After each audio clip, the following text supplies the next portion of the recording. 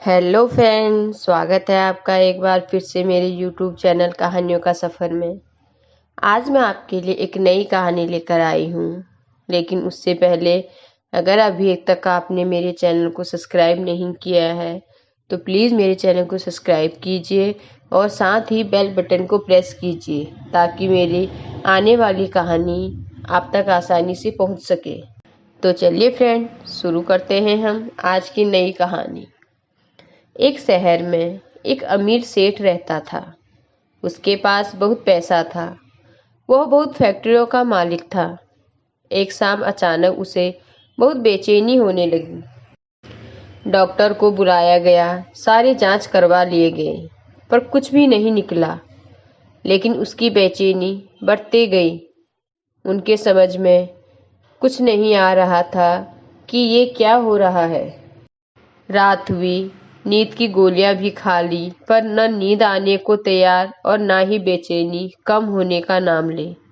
वो रात को उठकर 3 बजे घर के बगीचे में घूमने लगा।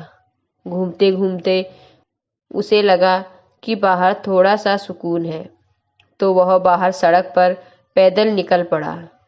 चलते चलते हजारों विचार मन में चल रहे थे। अब वो घर से बहुत दूर निकल आया था और थकान की वजह से वो एक चबूतरे पर बैठ गया। उसे थोड़ी शांति मिली तो वह आराम से बैठ गया। इतने में एक कुत्ता वहां आया और उसकी चप्पल उठाकर ले गया।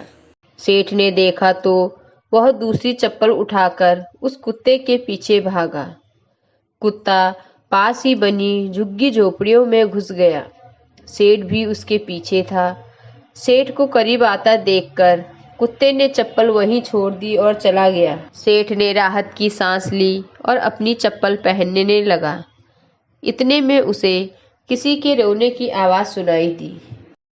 वह और करीब गया तो एक झोपड़ी में से आवाज आ रही थी। उसने झोपड़ी के फटे हुए बोरे में झांक कर देखा तो वहां एक औरत फटे हाल मैली सी चादर पर दीवार से सटक कर रो रही है और ये बोल रही है, हे भगवान मेरी मदद करो, और साथ ही रोती जा रही थी। सेठ के मन में आया कि यहाँ से चले जाओ, कहीं कोई गलत ना सोच ले। वो थोड़ा आगे बढ़ा तो उसके दिल में ख्याल आया कि आखिर वो औरत क्यों रो रही है, उसको तकलीफ क्या है। और उसने अपने दिल की सुनी और वहां जाकर दरवाजा खटखटाया। उस औरत ने दरवाजा खोला और सेठ को देखकर घबरा गई। तो सेठ ने हाथ जोड़कर कहा, तुम घबराओ मत, मुझे तो बस इतना जानना है कि तुम रो क्यों रही हो। उस औरत के आंखों में आंसू टपकने लगे और उसने पास ही गोदड़ी में लिपटी हुई उसकी 7-8 साल की बच्ची की ओर इशारा किया और रोते रोते कहने लगी कि मेरी बच्ची बहुत बीमार है, उसके इलाज में बहुत खर्चा आएगा और मैं तो घरों में जाकर झाड़ू पोछा करके जैसे तैसे हमारा पेट पालती हूँ, मैं कैसे इसका इलाज करवाऊँ। सेठ ने कहा, तो किसी से मांग लो। इस पर औरत बोली, मैंने सबसे मांग कर देख लिया, खर्चा बहुत है, कोई भी देने को तैयार नहीं है। तो सेठ ने कहा, तो ऐसे रात को रोने से मिल जाएगा क्या। तो औरत ने कहा, कल एक संत यहाँ से गुजर रहे थे तो मैंने उनको मेरी समस्या बताई, तो उन्होंने कहा, बेटा तुम सुबह 4 बजे उठकर अपने ईश्वर से मांगो, बोरी बिछाकर बैठ जाओ और रो गिड़गिड़ा कर उससे मदद मांगो, वो सबकी सुनता है, तुम्हारी भी सुनेगा।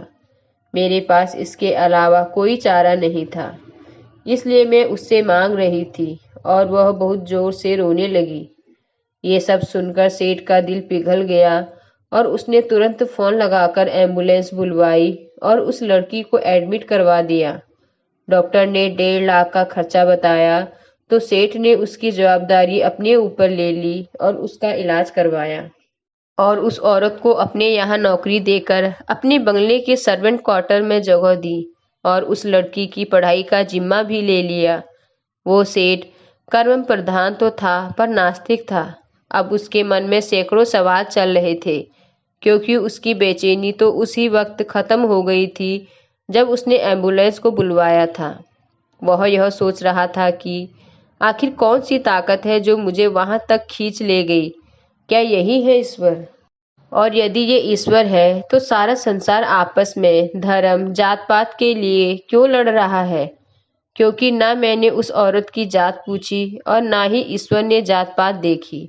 बस ईश्वर ने तो उसका दर्द देखा और मुझे इतना घुमाकर उस तक पहुंचा दिया। अब सेठ समझ चुका था कि कर्म के साथ सेवा भी कितनी जरूरी है, क्योंकि इतना सुकून उसे जीवन में कभी भी नहीं मिला था। तो फ्रेंड्स, इस कहानी से हमें यह सीख मिलती है, मानव और प्राणी सेवा का धर्म ही असली भक्ति है। यदि ईश्वर की कृपा पाना चाहते हो तो इंसानियत अपना लो और समय समय पर उन सबकी मदद करो जो लाचार और बेबस हैं, क्योंकि ईश्वर उन्हीं के आसपास रहता है। तो फ्रेंड्स, आपको आज की कहानी कैसी लगी मुझे कमेंट कर ज़रूर बताएं और साथ ही मेरी कहानी को आगे शेयर करें। धन्यवाद।